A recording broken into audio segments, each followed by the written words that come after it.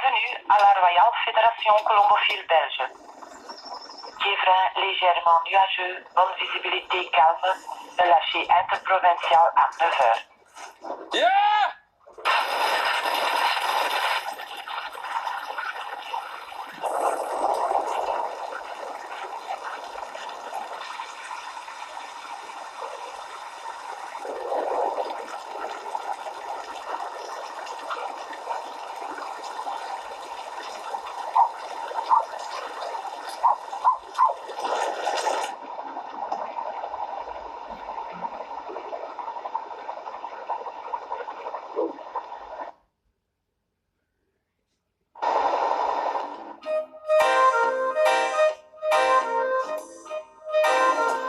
Allez les gamins, on va jouer.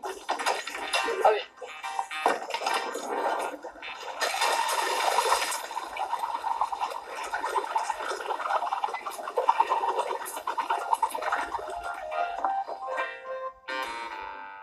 La colombophilie est mal connue du grand public, avant tout parce qu'elle se savoure au colombier et s'exprime le plus souvent au local colombophile entre initiés.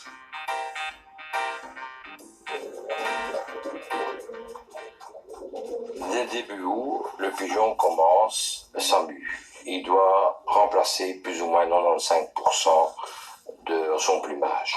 La mue se termine entre le 1er octobre et même fin décembre, suivant que les pigeons ont eu un nid ou pas.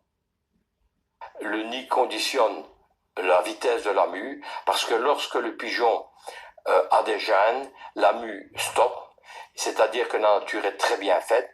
Elle permet aux pigeons d'aller chercher la nourriture pour le jeune. Elle assure à ce moment-là une aile la plus complète possible. On peut voir chez certains pigeons l'orifice de l'oreille. Lors de la mue, le besoin en énergie augmente très fort. C'est pour ça que les colombophiles donnent des mélanges adaptés, riches en graisse, riches en protéines. Mais malgré tout, on y ajoute 10% d'orge, une graine que le pigeon n'apprécie pas d'une façon extraordinaire, pour que le pigeon ne s'engraisse pas. Parce que la mue doit se faire dans les meilleures conditions. S'il n'est pas bien muet, c'est son écoute pour l'année après. Bon, nous, on fait un schéma qu'on a au vétérinaire pendant 6 semaines pour leur donner un coup de main pour muer et pour avoir une belle mue. Depuis l'âge de 4 ans, mon papa, il a toujours été dans les pigeons. Et mon grand-père m'a toujours dit, petit gamin, les prix, c'est dit à plein de saisons qu'on les fait. Il me dit, c'est tout dit en hiver, il ne faut toujours rien négliger. C'est en hiver qu'on fait des prix, il m'a toujours dit. Beaucoup de colombophiles ajoutent pendant cette période des quantités assez importantes de vitamines, de compléments alimentaires. Chacun fait selon un petit peu ses désirs, ses moyens.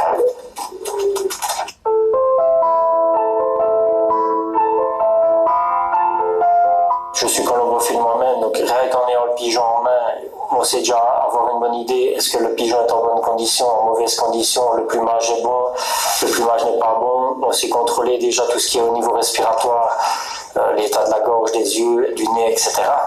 Ensuite, on fait un frottis de gorge, là pour contrôler la trichomoniase, donc les parasites au niveau de la gorge, et on sait voir également des problèmes respiratoires. On a fait une analyse des fientes des pigeons, donc pour voir au niveau parasitaire, comme j'ai dit, la coccidiose, les vers, les mycoses.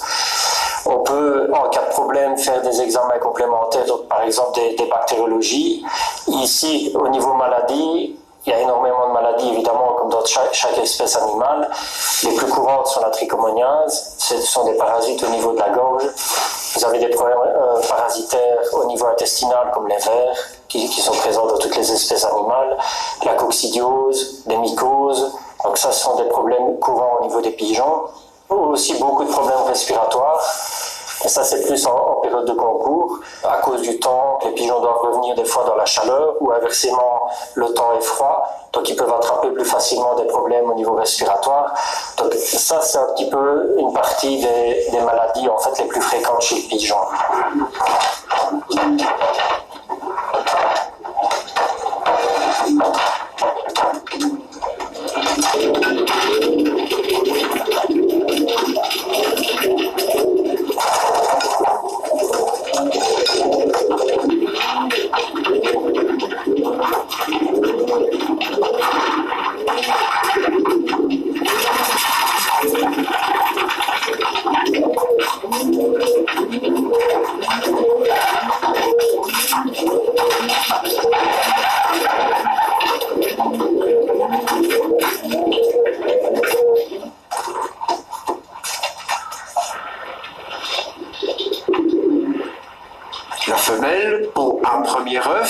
qui sera suivi d'un second 2 jours plus tard.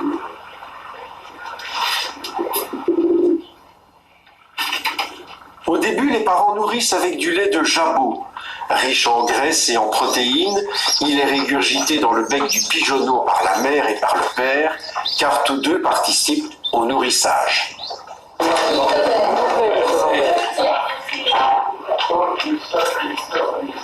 Le pigeonneau va être muni d'une bague matricule, véritable carte d'identification personnalisée. Ce bagage s'effectue à partir du 7e jour environ.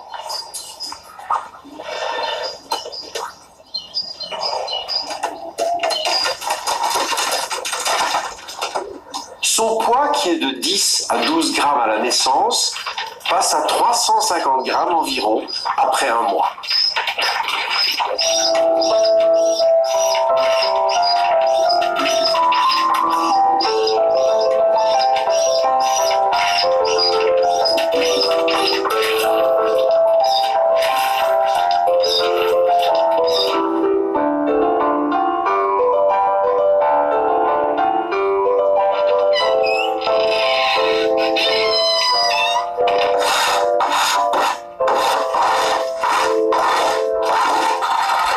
Même s'il fait chaud ou s'il ne fait pas chaud, j'ai des fois avec les pigeonniers le matin et le soir. Et il y a des amateurs qui laissent des fientes dans les pigeonniers. Moi, je ne sais pas voir ça. Ils disent,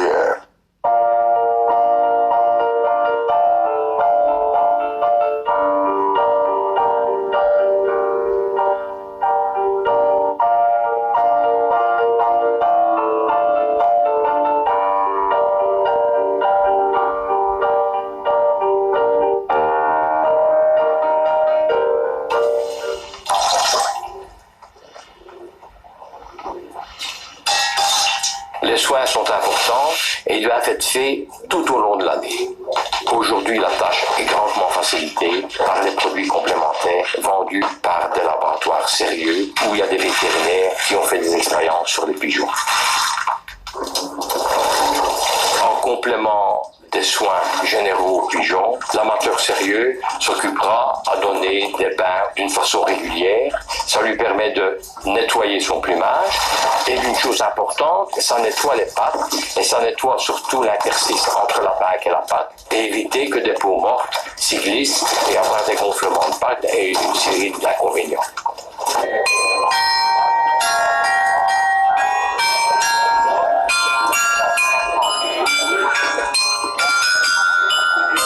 Celui qui veut se constituer un colombier ou l'accroître peut s'adresser à d'autres colombophiles.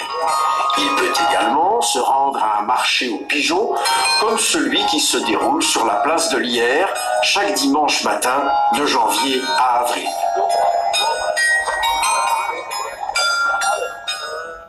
On peut aussi acquérir des pigeons auprès du centre d'élevage natural dans la région d'Anvers. Le centre de Skemaker est la plus ancienne et la plus importante des stations d'élevage de pigeons voyageurs au niveau mondial. Il y a encore les ventes aux enchères pratiquées au départ de sites internet spécialisés, sans oublier celles qui se déroulent en divers endroits.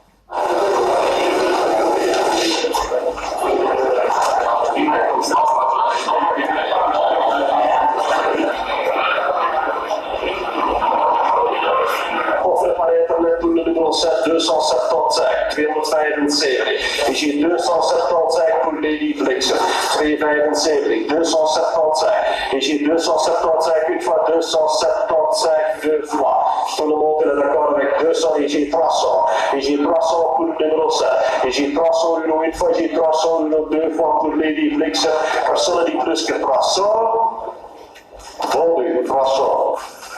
La genèse de la colombophilie, elle se situe pour moi, en tout cas, dans les pays orientaux, c'est-à-dire les pays le long de la Méditerranée, les pays arabes, mais qui n'étaient pas arabes à l'époque.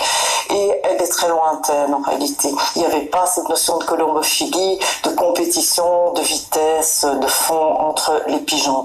On avait des pigeons pourquoi avant, pour l'agrément, et en Orient, on avait aussi des pigeons pour communiquer. Et dès lors, il fallait avoir des relais très rapides pour transmettre les ordres militaires. Et c'est là la genèse réelle de la colombophilie, c'est-à-dire que c'est là où on s'est aperçu que les pigeons ont cette qualité magnifique de revenir où ils ont été adouis, donc où ils ont été nourris, où ils sont nés, et de revenir le plus vite possible, et aussi de connaître leur chemin. On sait aussi qu'ils peuvent avoir des pointes de 120, 130 km/h, donc c'est absolument inégalable à l'époque. Il n'y a aucun message qui peut se véhiculer aussi vite. Les Égyptiens partaient en guerre avec des cases de pigeons. On a retrouvé des hiéroglyphes où on voit très très bien des cages avec des pigeons dans les cages. Donc l'armée partait avec des pigeons et ainsi donnait des nouvelles du front. La colombophilie militaire, chez nous, se met en place à la fin du 19e siècle. Il y a des pigeons soldats dans des positions fortifiées d'Anvers, où se trouve le colombier central de l'armée, à Liège, à la citadelle de Liège, et à la citadelle de Namur. Quand la guerre éclate, plus question de jouer à pigeons. Celui qui a des pigeons est suspect d'espionnage. Quand la TSF est défaillante, ce sont les pigeons qui prennent le relais pour porter des messages de première importance depuis les tranchées, depuis le front, vers le quartier général. Il se fait que le Vaillant est le plus connu. Pourquoi ? Parce que le commandant Raynal a survécu à la guerre, qu'il a eu le loisir de raconter son histoire. Sylvain Raynal était à un moment donné bloqué dans le fort de Vaux, complètement assiégé sous les gaz asphyxiants. Il a lancé un SOS par pigeon voyageur, et son pigeon, malgré qu'il était à moitié asphyxié, a volé droit vers la citadelle de Verdun pour prévenir de la situation désespérée dans laquelle était le fort de Vaux. Alors il y a eu aussi Cher Ami.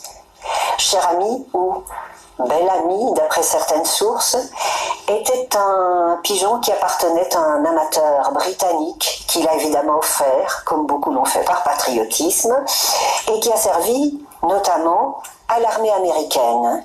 Au cours d'une de ses missions, Cher Ami a perdu une patte.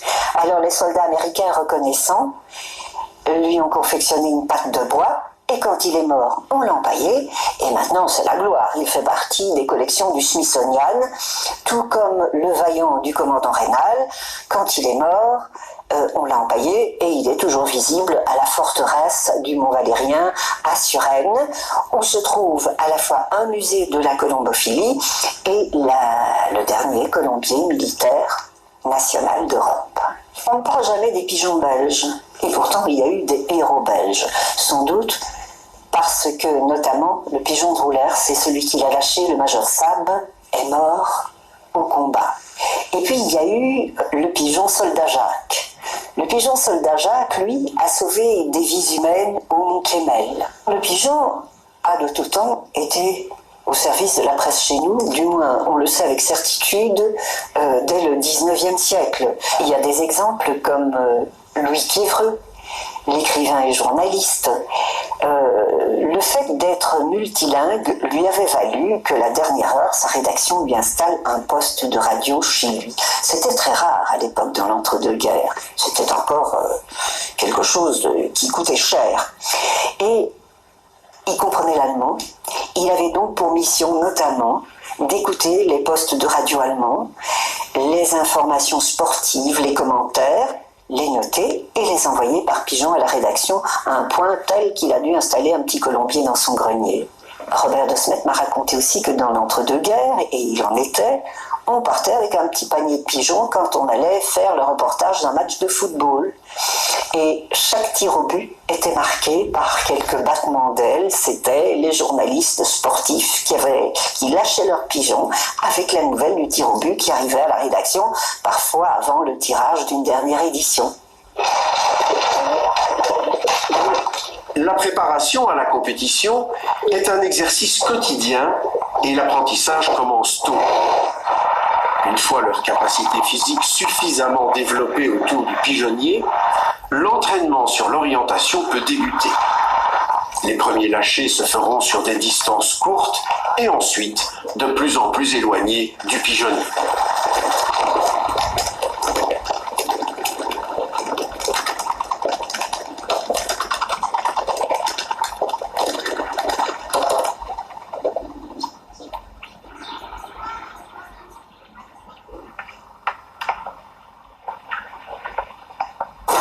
Jamais ma famille n'a souffert que je joue à pigeon.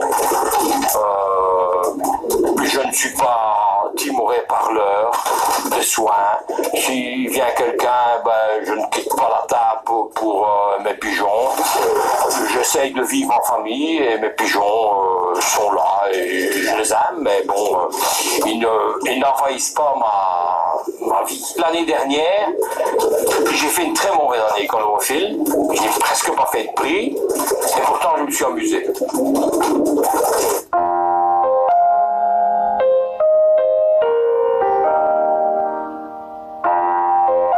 En 1910 est constituée la Fédération colombophile belge sous la présidence de Jules Janssens. Parmi ses missions, la protection du pigeon voyageur de sport, la promotion du sport colombophile et la réglementation relative au concours. Car pour nos colombophiles, la finalité de l'élevage du pigeon consiste bien à participer à des concours, aussi bien sur des courtes distances que sur les plus longues, dont le mythique et prestigieux Barcelone, organisé par la société Kuregem Centre. Il y a la vitesse, ce sont des concours qu'on peut dire de 40 km jusqu'à 200. Il y a des concours demi-fond qui sont des concours de 250 jusqu'à 350, ou plusieurs, plus 500. Et il y a des fonds et les grands fonds qui sont des concours plus de 500. Les colombophiles belges ont toujours été extrêmement pointilleux, sourcilleux et très perfectionnistes. Et ils ont créé cette race de pigeons qui est capable de défier le temps et l'espace. Parce que bon, les pointes que les pigeons font actuellement au niveau des concours, l'intérêt du concours est aussi de mesurer cette performance des pigeons. Bon, il est évident qu'en 200 ans, ces pigeons, grâce au management des colombophiles belges, ont terriblement évolué. En 1957, le club de Font-Wallonie lance un pari audacieux pour l'époque, à savoir un concours au départ de Marseille. Le concours de Marseille a été fondé par mon père Albert Stockley, qui était président du club de Font-Wallonie, dans un but de rapprochement entre les colombophiles allemands et les colombophiles belges. Et puis cette amitié s'est agrandie, s'est approfondie. Les Néerlandais sont venus, les gens du nord de la France. Donc nous avons ici des pigeons allemands, belges, bien entendu. Le nord de la France, pour autant qu'ils aient une distance d'au moins 675 km. Les Hollandais, les Anglais et les Luxembourgeois. Chaque pigeon participant est bagué et horlogé dans les sociétés prévues pour ces opérations. L'électronique a révolutionné l'arrivée des pigeons. Avant, le pigeon était muni d'une bague en caoutchouc. Lors de l'arrivée du pigeon, l'amateur devait prendre le pigeon en main, lui ôter sa bague, la mettre dans une petite boîte et constater manuellement. Aujourd'hui, l'amateur se rend au local colombophile avec cet appareil.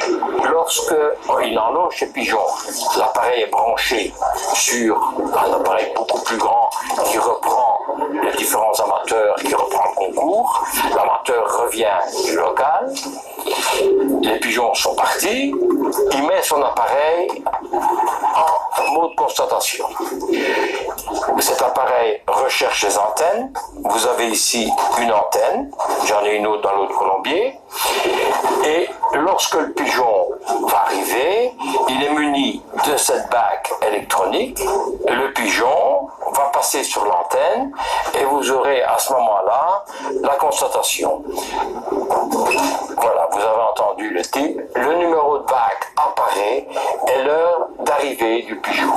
L'amateur, lorsqu'il a fini de constater ses pigeons, retourne au local colombophile où là, il y aura une lecture du contenu et ensuite le classement sera établi sur la base de ces appareils.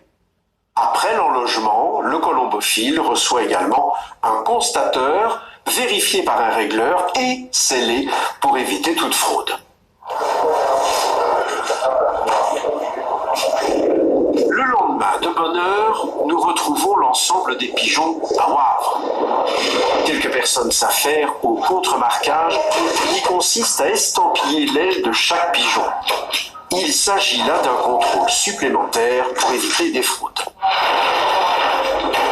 Lors du premier concours, le samedi 3 août 1957, 3185 pigeons furent lâchés à 6h08 de la gare d'Aubagne. La victoire revint au pigeon d'Augustin Euven, un colombophile de Pont-de-Loup, près de Charleroi.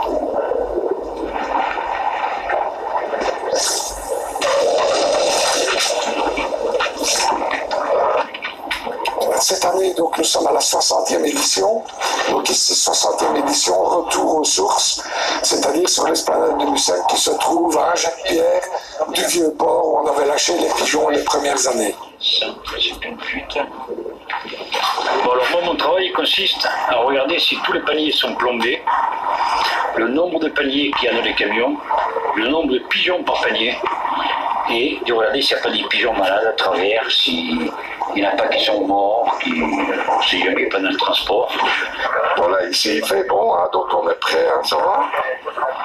Marseille, bonne visibilité, vent de nord-ouest faible, les convoyeurs lâchent à 7 heures. 8 minutes.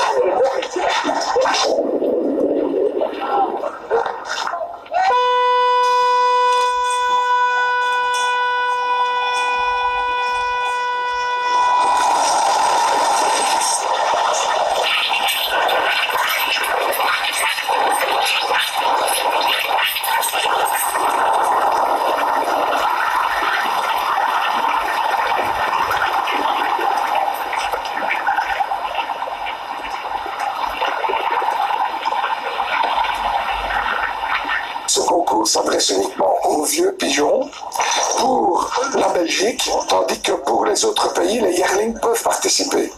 C'est une discordance entre les souhaits des uns et des autres qui provoque certaines discussions parfois. Donc, uniquement des vieux pour la Belgique. Alors, quand on dit des vieux, il y a évidemment des femelles et des mâles. Les femelles étant parfois plus performantes que les mâles sur la distance et en cas de concours difficile. Cette année, 9383 pigeons se sont envolés de Marseille. Nous, on est tueurs, là. Allez, gamin, allez, oui. Allez, allez.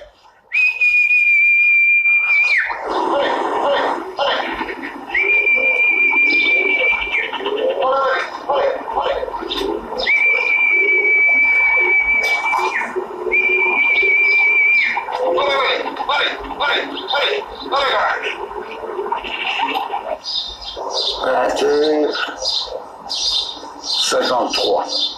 Voilà. On va contrôler.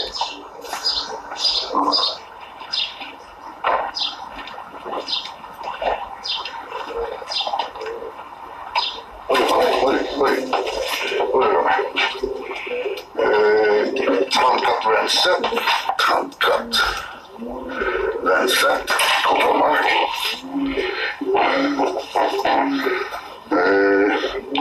54. 54, voilà. Allez, quand même, dans un jour comme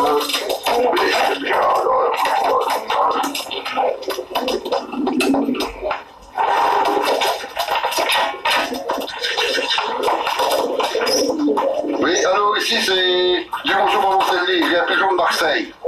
Oui. En 20h58. 53, pardon. Numéro de bac, c'est 3427. Ouais. Et la contre-marque, c'est 1154. Ouais. Ça va. Et combien annoncé? Deuxième. Ça va, merci. Tantôt. Bien, deuxième, c'est bien. Hein.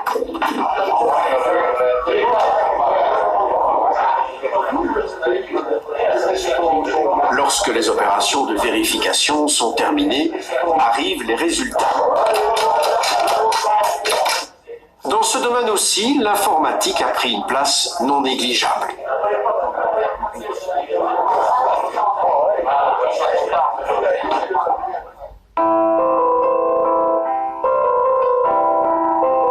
Le vainqueur belge de cette 60e édition est un pigeon d'André de Reyck de Hers-sur-Meuse, près d'Astières. Dans le premier national de Marseille. Ce pigeon a volé pendant 12h40, parcourant une distance de 764 km à la vitesse d'un peu plus d'1 km à la minute. Le père du pigeon, c'est un pigeon que j'ai reçu d'un ami. Et la mère, c'est une femelle que j'ai reçue d'un autre ami. Et j'ai élevé avec ça depuis des années. Ils sont dans mon pigeonnier de producteur que je n'ai jamais joué. Et j'ai élevé mon premier national de Marseille. Mais que les autres jeunes ne sont pas à leur coup d'essai non plus. J'ai déjà eu pas mal de jeunes qui sont tombés dans des autres concours, pas si tôt, mais qui font de super résultats. J'ai fait 15e national à Orange avec des descendants de cette sorte-là. C'est le pédigré de l'amitié.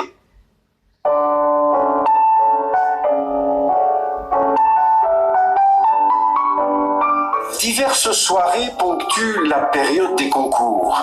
Elles mettent en évidence les colombophiles qui se sont particulièrement distingués au cours de la saison écoulée. Ils reçoivent des prix destinés à récompenser les belles performances accomplies par leurs pigeons dans les différentes compétitions.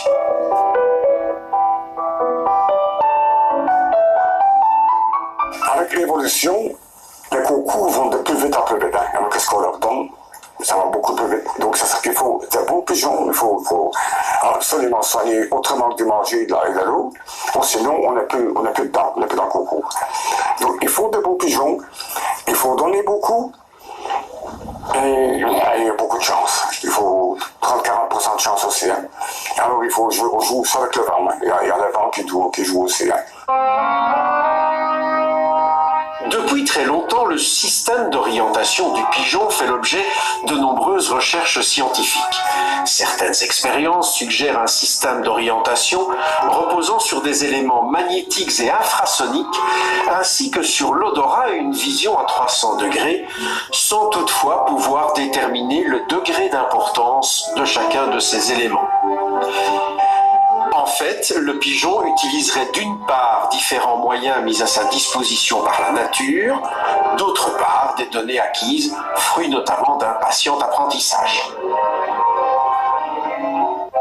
Il n'en reste pas moins vrai que le système d'orientation du pigeon est particulièrement complexe et qu'aujourd'hui encore, son mystère reste entier. Cambrès 7h28, nuageux à beau, bonne visibilité, vent très faible d'ouest. Les premières émissions colombophiles sont diffusées à Pâques 1929. Elles ont été fondées par un monsieur, Albert Warzey, qui est un authentique colombophile de Gelt, qui est organisateur de concours nationaux, et c'est lui qui a organisé le transport des pigeons par avion vers Barcelone. Alors à l'époque, on dispose des prévisions du temps de M. Brouillard, de l'IRM. En 1967, quand j'entre toute jeune à la RTB, alors elles sont assurées par Max Renard. C'est une voix emblématique de l'INR. Et puis il y a le très impressionnant Félix Pons, tout aussi impressionnant que Max Renard, directeur général de la Royale Fédération colombophile belge, sous les auspices de laquelle sont organisés les communiqués colombophiles. Par la suite, Max Renard va céder le flambeau à Eddy Clérambourg. Là, je suis sa doublure. Et lorsqu'Eddy Clérambourg décide d'arrêter les communiqués colombophiles, parce que c'est quand même fort lourd, on fait ça en plus de notre travail, il me demande de le remplacer. Alors là, je suis mère de famille, je demande tout de suite à Nicole Laurent, mère de famille elle aussi, si elle est d'accord de travailler en tandem avec moi, et elle est d'accord. La RFCB, qui paye pour la diffusion des informations colombophiles, décide de mettre un terme à cette expérience au bout de 79 années de collaboration avec le service public. Je vois deux sortes de colombophiles. Il y a des colombophiles qui sont passionnés par le sport et par le pigeon. Et il y a vraiment des businessmen aussi. La différence entre les deux, c'est 95% sont des colombophiles passionnés et il y a aussi les 5% qui peut-être sont aussi passionnés, mais la première chose pour lui est le business. Le summum de la colombophilie de concours, la colombophilie où on mesure les performances du pigeon, elle est belge. D'où, effectivement, peut-être cet aspect qu'on a encore, que nos pigeons sont extrêmement cotés dans tous les pays du monde. On va s'intéresser à une vente aux enchères hors normes qui a lieu ce week-end en Belgique. Un éleveur de Wevelgem met en vente sa collection de pigeons et l'un de ceux-ci est parti pour la somme record de 360 000 €. Le marché de la colombophilie est en plein essor. Il est certain en effet que les pigeons de lignée prestigieuse ou qui ont accompli de grandes performances suscitent l'intérêt principalement des Chinois. Quand on interroge les Chinois sur la colombophilie, à part sur les prix qu'ils veulent bien donner pour les pigeons, ils sont assez peu ouverts. Il faut aussi savoir que la colombophilie est encore en Chine un domaine fermé, puisqu'il y a des grands essais colombophiles qui se font au niveau de l'armée. Il y a même toute une ville, Chengdu, qui est consacrée à ça, donc où des colombophiles militaires continuent à entraîner des pigeons à des fins militaires, et moi je dis même à des fins autres que militaires, parce que c'est évident que ce que les Chinois cherchent pour le moment, c'est le clone du pigeon parfait. Et je crois que c'est pas de la science-fiction, on connaît le génome du pigeon comme celui des perruches ondulées, on le connaît parfaitement, donc on pourrait très bien reproduire des pigeons génétiquement, sans avoir de réels pigeons initiaux. Ils ont une organisation colombophile qui est assez différente des autres dans le monde. C'est-à-dire que les Chinois travaillent énormément en loft. Ce sont des énormes colombiers faits dans des matières, cèdre du Liban, etc. On ne lésine pas sur la qualité d'un loft. Chaque éleveur, mais des éleveurs étrangers aussi, vont amener des tout petits pigeons. Il faut savoir aussi que les Chinois ne jouent que les pigeonneaux. Contrairement à nous, où on donne le temps aux pigeons de développer ses capacités sur plusieurs années. L'organisation en loft leur permet d'avoir des énormes colombiers avec quelques soigneurs qui sont en général des gens extrêmement compétents et avec les meilleures souches de pigeons, parfois du monde entier, mais de Chine aussi, parce qu'ils commencent à avoir des souches qui sont extrêmement intéressantes aussi. Et tous les pigeons étant traités de la même façon, ils sont tous pris dans des camions, amenés sur des lieux de lâcher, et puis ils reviennent tous au même pigeonnier. Donc on n'a pas tous ces problèmes de savoir, comme en colombophilie chez nous, est-ce que je suis bien situé, est-ce que je suis pas bien situé, est-ce que le vent a soufflé pour eux, est-ce qu'il a soufflé pour nous. On n'a pas tous ces problèmes avec le loft. Tous les pigeons sont absolument traités de façon égalitaire. Les gens pensent qu'il suffit de sortir de l'argent pour acheter une pierre pour les gens, et on n'est pas plus avancé. C'est la performance du pigeon avant tout. Ils sont même prêts à il y en a qui se sont des jours coincés pour dopage, et en maintes reprises. Donc bien la preuve parlante qu'il n'y a plus d'amour du pigeon, puisque automatiquement, où vous commencez à doper vos pigeons, il ne faut pas parler d'amour du pigeon. Pour moi, la passion, elle est rien. Concernant le doping, ça existe. On ne peut pas dire que ça n'existe pas dans le sport. Ça existe, sauf on doit le contrôler. Pourquoi on doit le faire? Pour avoir la même possibilité entre les personnes qui jouent. Quand une personne qui joue avec le pigeon sans doping et une personne qui joue avec le doping, ça donne des résultats qui ne sont pas équilibrés. Aussi, on doit garder le bien-être du pigeon.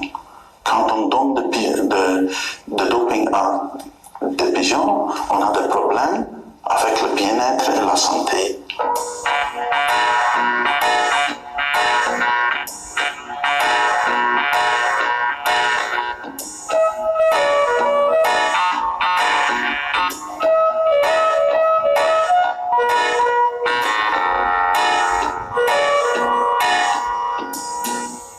On doit essayer de stabiliser ce problème. Ça veut dire qu'on doit avoir une balance entre les colombophiles qui commencent à jouer et les colombophiles qui arrêtent à jouer parce qu'ils sont morts, ils sont malades ou ils arrêtent pour des autres raisons. La fédération fédération, elle devrait nous montrer des colombophiles qui arrivent avec peu de moyens, avec peu de pigeonniers, et démarrer une colombophilie très saine, qui permet d'aller en vacances, qui permet encore de s'amuser.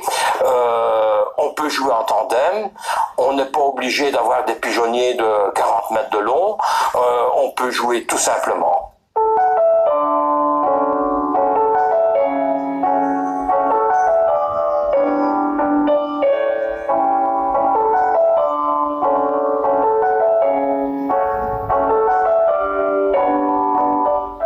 Moi j'ai commencé à jouer à pigeon avec papa et Michel Livin, le cousin de mon papy. Et donc quand mon papy est décédé, papa a demandé à Michel Livin pour aller jouer avec lui. Ensuite moi j'allais aider 2-3 fois papa, j'allais nettoyer, etc. Puis j'ai commencé à prendre goût. Quand papa s'est blessé au travail, donc j'allais vraiment tous les jours, tout le temps. Au fil du temps, Michel il m'apprenait à prendre les pigeons en main, papa aussi. Ensuite je commençais à leur donner à manger, puis j'allais les enloger avec eux. Et c'est comme ça que j'ai commencé à prendre goût. Pour moi, pour un jeune qui commence, si papa n'aurait pas été là pour qu'on puisse jouer en tandem, je n'aurais pas su commencer tout seul. Pourquoi? Parce que, encore une fois, il y a le prix des installations. Mais quand vous avez les installations, vous n'avez encore rien, vous n'avez pas de pigeons. Là, il faut essayer de cibler quelques amateurs qui jouent bien pour aller chercher quelques bons pigeons. Les bons pigeons ne sont pas donnés. Ils sont très excessifs pour avoir vraiment des pigeons de qualité. Quand vous avez les pigeons, que vous avez l'installation, il faut encore seulement les soigner. Donc c'est-à-dire tout ce qui est complément nutritionnel, que ce soit pour le jeu, que ce soit pour la mue, que ce soit pour l'élevage, c'est toute la mue. Ce qui revient maintenant à dire que la colobophilie reste pour moi quelque chose de très onéreux. Les jeunes amateurs, il n'en aura plus, parce qu'on ne les aide pas non plus, et ça coûte très très très cher.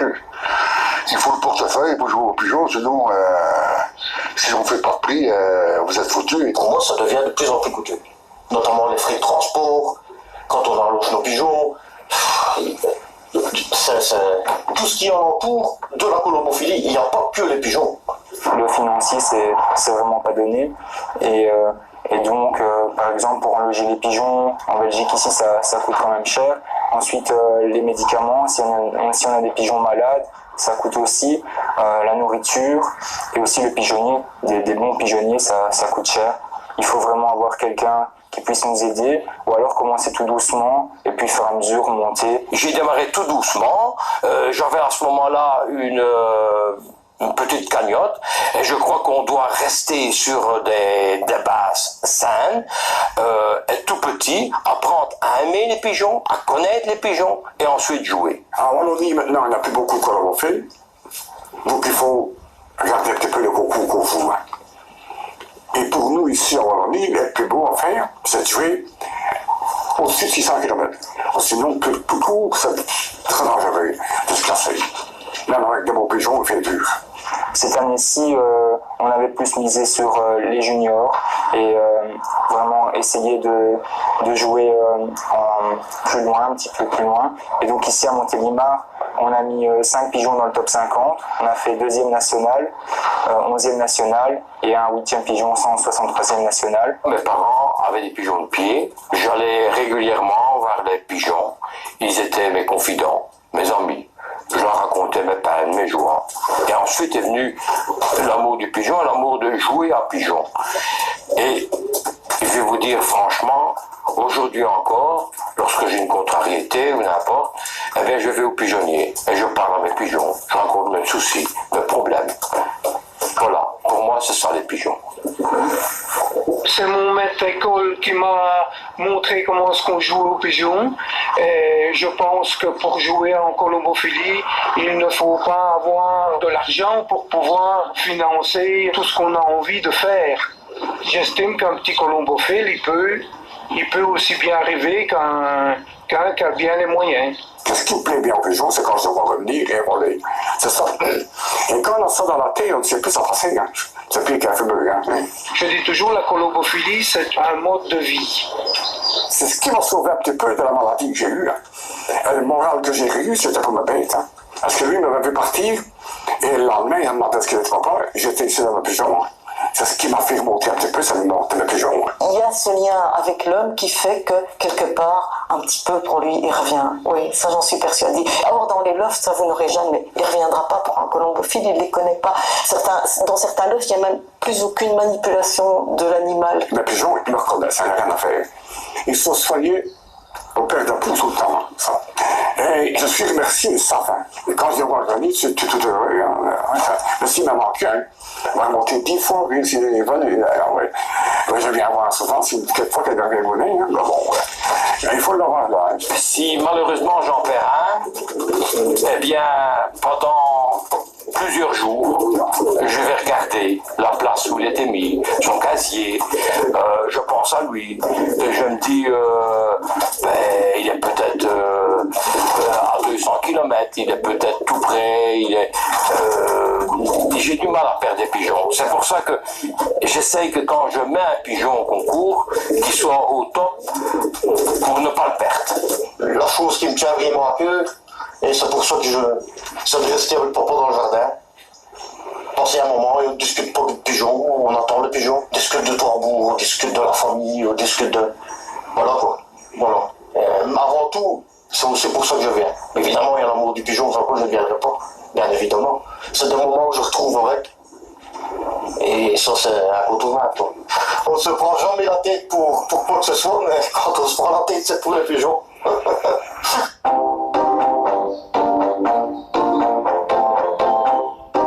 Dans la colombophilie, je pense la passion pour le pigeon est le plus important.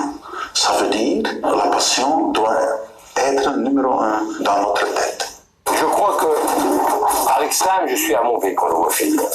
Parce que j'aime trop les pigeons, j'aime trop la nature, la façon simple de les soigner, et je néglige un peu les façons modernes, les cures, les vaccins. Je me suis promis de changer, mais changer l'homme va peut-être être très difficile. Au début de notre mariage, on a cherché une maison pour s'installer. Et c'est d'abord les pigeons qui sont entrés les premiers dans la maison. C'était les pigeons installés dans le grenier à cette époque-là. Donc j'ai toujours connu les pigeons à la maison. Toujours. Eux, ils vont en vacances, ils vont une semaine en vacances, mais sans moi. Moi, je reste ici, tout seul. Soigner les pigeons. Moi, je pars avec des amis, avec mes enfants, mes petits-enfants. Parce qu'il n'est pas question de laisser les pigeons même à un ami. Il faut qu'il soit là, c'est lui qui doit gérer tout ça. On perd des amateurs et tout ça. Mais les gens, ils aiment bien d'aller en vacances aussi maintenant, par rapport à avant. Dans le temps, on n'avait pas les moyens d'aller en vacances. On n'y allait pas en vacances, on ne pensait pas en vacances. On part un week-end, on part une journée, mais pas plus. Quand il est 18h, ça y est, on y va, les pigeons ont faim. Ça, il y a 50 ans, je l'entends. Mais maintenant, si vous allez travailler dans une usine, et les gens, la première des choses qu'ils vous demandent pendant des congés payés, t'as été où en vacances?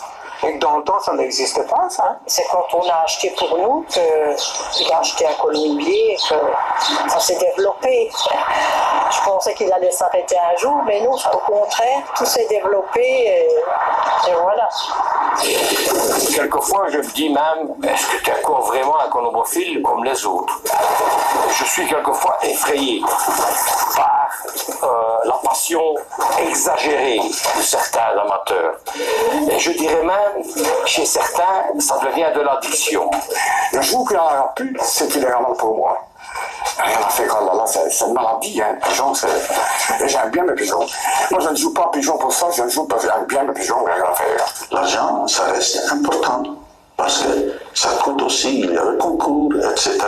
Mais l'argent, ça doit être sur le deuxième niveau dans notre tête. La passion, c'est le plus important. Et on doit aider toutes les choses qu'on peut faire dans la RFCB pour garder cette passion pour ce pigeon et pour le bien-être de ce pigeon. Moi, je crois encore que l'avenir du bicolombophile, c'est ça. C'est que le pigeon, quelque part, dans toutes ces équations extrêmement compliquées, on dit revient parce que, bon, génétiquement, parce qu'il est éduqué, parce qu'il est adoué, parce qu'on lui donne la nourriture, parce qu'il sent le poule, etc. Et on oublie toujours de dire, le pigeon, il revient un peu pour moi.